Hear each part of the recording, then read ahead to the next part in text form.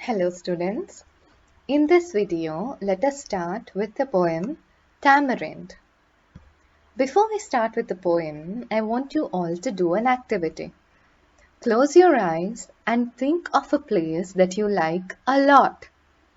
It can be a place that you have visited once and liked very much, or it can be a place that you visit regularly, say near your school or your house.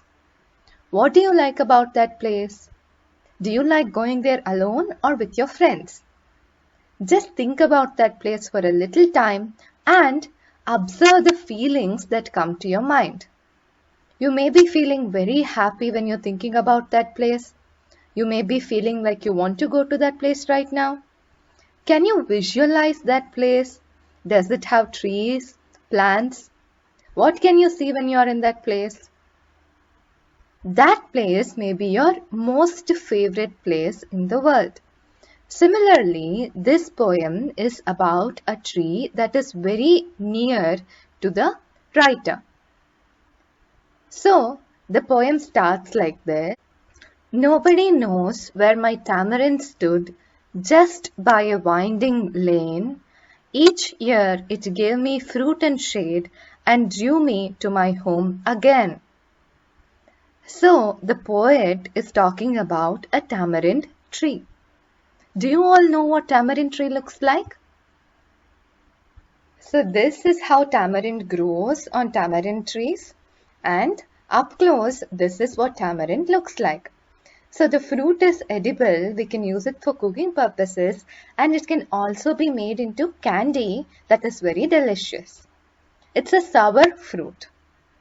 So the poet has a tamarind tree, but now nobody knows where the tamarind stood. What this means is only the poet knew where the tree was. So only the poet would go to the tree and it was her place. It stood just by a winding lane.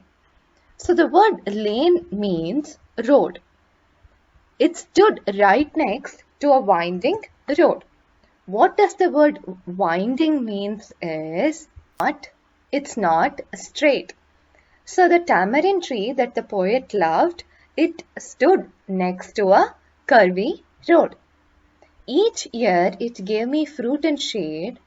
So observe here that the poet is saying she used to visit the tamarind tree every year. So probably this was near her home. Every year she used to go to the tamarind tree and she used to get fruits from the tamarind tree and also shade. Like we saw in our previous poem, friends, there are many things in nature that we can get joy from. Similarly, our poet here, she used to love going to the tamarind tree for fruit and shade and drew me to my home again. So this line, what it is saying is, after we move out from our houses, there might be something that is attracting us back to our birthplaces, that is our homes, our childhood homes. So this tamarind tree was one such thing that would draw her back to her childhood home. So she used to go there every year for the fruit and she used to rest under the shade, and even after she went out of her house and moved elsewhere, it used to draw her back to her home again. But nobody knows where it stood, and it used to stand near a curvy road. So now these two lines should give you an indication that maybe right now the tree is not there anymore, because the poet is saying nobody knows where my tree stood. Stood is past tense. It means the tree does not stand there anymore. Let's see what happened to the tree. I love to sit beneath her shady boughs and rest up for a while, to gaze out upon the distant blue hills with laughter and a smile. So similar to our poem, friends, our poet here also liked to rest near the tree. Here, her refers to the tamarind tree. It is not uncommon to use the feminine pronouns to refer to trees and other things in nature. So, the poet loved to sit beneath the tree, shady boughs. This means that the tamarind tree gave a lot of shade from the foliage. So, this is a word I want to introduce to you all. Foliage. Foliage means when there are a lot of leaves together, you can call it foliage. Here, the poet says that she loved to sit beneath her shady boughs. So, boughs means big branches. After the tree trunk, you can see big branches that are coming from the tree. Those are called as boughs. And rest up for a while. A while is a small period of time, a short while. To gaze out upon the distant blue hills with laughter and a smile. So even when you're alone, if your surroundings are peaceful and beautiful, you will be happy and content. That is why the poet used to like to rest there with laughter and a smile. And the view was very beautiful because she could see the distant blue hills. Now that I'm back, I'm eager to find my tamarind again. I hasten down that favorite spot and I search, but search in vain. So now, this is the sad part of the poem because the poet is now back to the place where the tamarind was and she is searching for her favorite tree. She searches down, she comes down the road. Here, it is saying, I hasten down the road. This means coming down in a hurried manner, to come fast because she is so in an urgency to meet the tree. So, eager means to be in a sense of urgency. So, she is eager to find the tamarind again. So, she is hurrying down to her favorite spot. I search, but search in vain. She is searching for her tree, but searches in vain. When something is said to happen in vain, it means that the effort is not reciprocated with the result. So, for example, in this case, the poet is searching for the tree, but she cannot find the tree, so the search is in vain. Another example is, supposing you have lost your pen and then you search for it, but you can't find it, then you can say that your search for the pen was in vain. So, she has now tried to find the tamarind tree, but she cannot find it. What might have happened to it? Then I stop and I stare. I stand quite still. I listen to my heart. That magnificent tree that was my life has just been ripped apart. So, she then finds out with a heavy heart what has happened to her tree. She is in shock. She is saying that she stops and stares and she stands quite still. So whenever we have some shocking news, it is common that we just stand still for a little while and we try to process the shocking news. In this case, the news is that the tree has been ripped apart. So somebody has cut down that tree. That magnificent tree that was my life has just been ripped apart. So the poet is saying that the tree was her life because maybe it was the only connection she had to her childhood life. So like we learned, she used to go to the tree every year and it used to draw her to her home every year. But now the tree has been ripped apart. So she's saying that she's listening to her heart because whenever we are very sad, we can feel our heart beating fast. In this case, as you can see here, the tree has been cut down and which is why she is very sad. I turned to the hills, my eyes filled with tears. For sure, I've lost my soul. Where once it stood tall, there's nothing there now.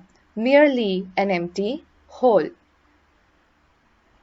So here the tree which used to be very tall, now it's not there anymore. There's just a hole.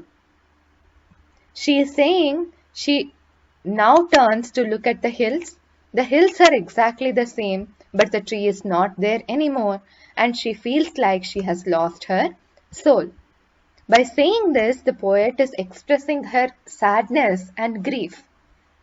So the tree symbolizes the loss of something that is very loved. Once you lose it, it feels like there is an empty hole in that place.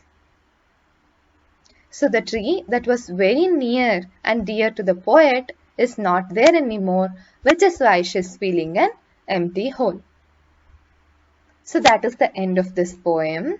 Observe that we do not know who wrote this poem, which is why it is saying anonymous. Anonymous means unknown. So we do not know who wrote this poem. Now, let us look at the words to know. Boughs meaning branches.